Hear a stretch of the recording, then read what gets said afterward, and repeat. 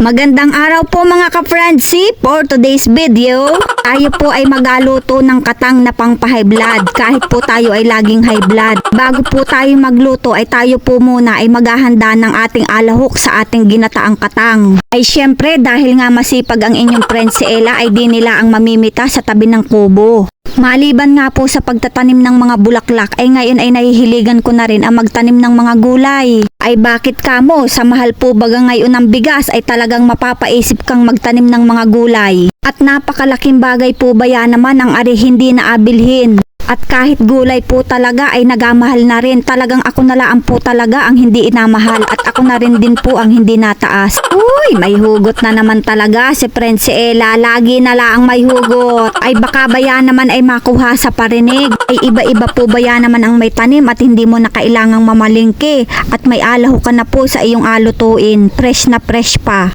Kung natatanim nga po ang isda at karne ay baka po ay nagtanim na ako para po ako hindi na mabili at aking apitas sinalaang. Talaga namang napakasasariwa na ring aking mga gulay. Pagkatapos nga po nating mamitas ng mga gulay ay tayo naman ay magakayod. Para nga ni sa alutuin nating ginataang katang. Ay makamadalang po ba yan naman akong magluto ng katang at nga ni po ay napakamahal po ba yan naman ang presyo na rin ay sabi ko naman po ay matikimala ngayon kami ng masarap-sarap na ulam at kami nga po ay nagpabuo ng niyog ay ang sabi ng nanay ko ay matikim naman daw po kami ng masarap na ulam ngayon ay syempre pagbigyan ang hilig ng matanda at matatanda na ay kailan pa baga natin abigayan pag sila'y wala na saka natin ahandaan ng pagkarami-rami ang sabi nga kain laang ng kain hanggat nakakakain pa di ba?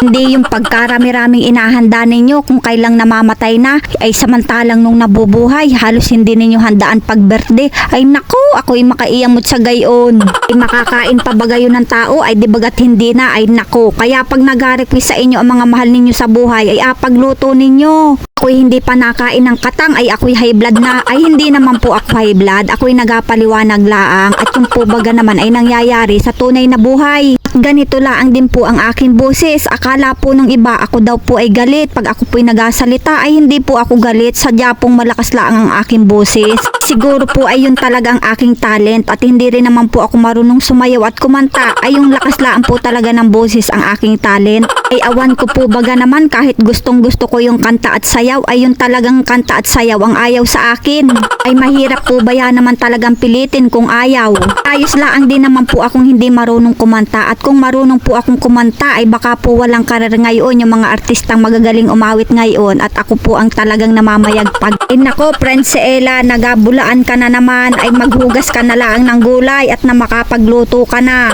yun nga ni at kadadaldal ko sa inyo ay nakatapos na tayong maghiwa-hiwa ng mga gulay ay tayo naman ngayon ay magapigan itong ating kinayod na nyog gayon laan po man din ang buhay wag nating kaseryosohin at pag sineryoso natin ay mai-stress laang tayo kaya naman po chill laang ang buhay hayaan mong yung problema ang mamroblema sa iyo hindi yung ikaw ang namomroblema sa problema mo at pagkatapos nga nating magata ng niyog ay tayo ay magaulong naman dito sa ating tungko para tayo ay makaluto na at ako po ba yan naman ay kanina pa nagugutom dahil maaga po akong nagigising sa umaga at nagadilig ako ng aking mga halaman yun nga ni at naisalang na natin ang ating kawaling pangmalakasan nang maigisa na ang bawang sibuyas at ang ating luya at magalagay din tayo ng hiniwa-hiwang sili para talaga namang nakakagana ang ating ginataang katang at alagay na natin sa kawali itong ating alutuing katang at aintayin nating mamula-mula ang kanyang kulay pagkatapos nga ni ng ilang minuto ay atin naman uling abaligtarin at okay na yung kanyang kulay medyo luto-luto na ay talaga naman pong maganda ring napili kong katang at medyo malaki-laki na ay mga babae pa po ito ay talaga namang ang tataba ng laman nito talaga naman pong pagganari ang pagkain ay taob na naman ng isang kalderong kanin ni Kang Mare ay pag talaga naman pong seafoods ang pagkain ay talaga namang mapapalaban po sa akin at paborito ko ang seafoods ay talagang may kamahalan nga laan po kaya madalang ding kumain kaya naman pag nakakaluwag-luwag laang saka nabili ng mga ganaring pagkain at pagkatapos nga nating baligtarin uli ay atin namang alagyan ng gata talaga namang hindi ko ito tinipid sa gata at 2 buo ang aking kinayod. Magalagay din tayo ng paminta at syempre magalagay din tayo ng oyster sauce at budburan din natin ng kaunting asin. Huwag po nating atakpan yan para po ay hindi lumabnaw ang gata niyan. At pag kumulo na ang gata ay alagay na natin itong gulay na kalabasa at alagay na rin natin itong sitaw. Ahayaan laan po natin yang kumulo hanggang sa makati ang gata. Huwag po nating atakpan yan para po yung ating gata ay hindi lumabnaw. At yun po ang turo sa akin ng nanay ko na pag daw po ako'y magaluto ng ginataan ay wag ko daw pong atakpan para daw po yung gata niya ay hindi lumabnaw. Hayaan ko lang daw po itong kumulo kahit walang takip, maluluto din daw po yun. At yun nga nakaluto na tayo. Ay naku, pagkasarap naman talaga at nagamantika sa gata. Nako, ay talaga namang mapaparami na naman ang kain ko nito at talaga namang yung luto ng gulay ay talaga namang gustong gusto ko at napakalambot. Abay, ano pang iniintay, ay lapang na tayo.